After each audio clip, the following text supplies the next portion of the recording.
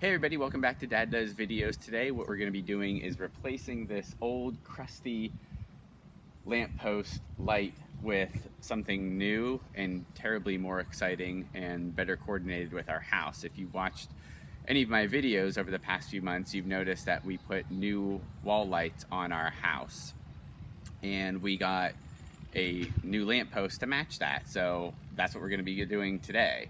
If you want to pan over and take a look at what that wall light looks like. These are the Bellicor Black Oxfords. We're going to put a matching one of those on top of this lamppost, and it's really not too challenging.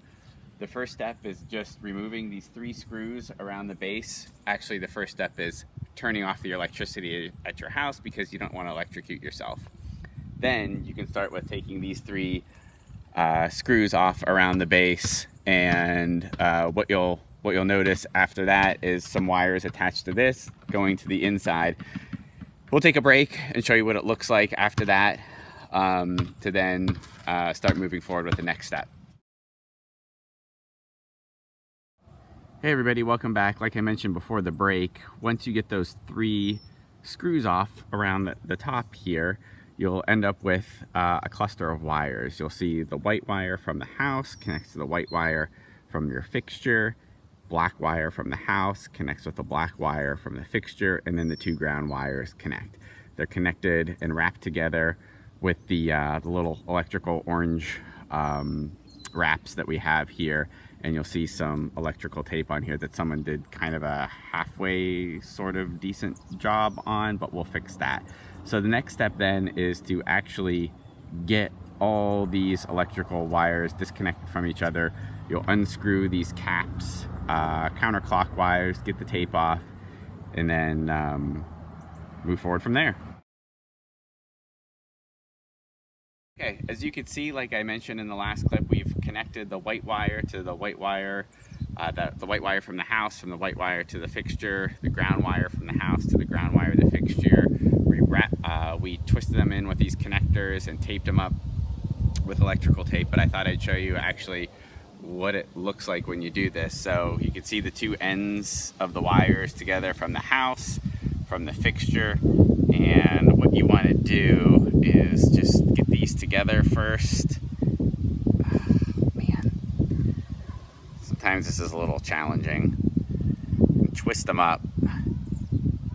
There you go. So once these get twisted together, and you grab your cap, your wire connector, and just twist that on top in a clockwise motion until it's nice and tight.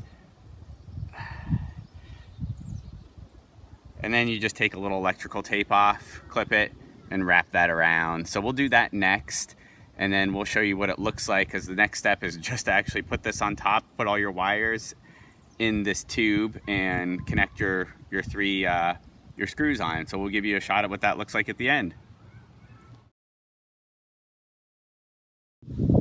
And here we have our new light fixture up and rolling. I think the most important part about putting the light fixture on with those 3 screws down here is to make sure everything's level. Now, if you're replacing the light fixture you already had, the hole should already be in there, and it should be a nice and level fixture, but unfortunately sometimes that doesn't happen. That was the case actually with mine, where the person who put the light fixture on before didn't have a level base. So what I had to do was actually make some adjustments and actually get my drill out and screw new holes in and make sure the base was level. So not really that challenging. If you have a nice set of drill bits, just match them up with the screws and drill them in. End of story. Okay, and here is the light automatically turning on at nighttime. Pretty cool, huh? So look, as you can see, this matches that, which matches these. It's nice to have an all coordinated light fixture family. Thanks for watching, everybody. Don't forget to subscribe and like.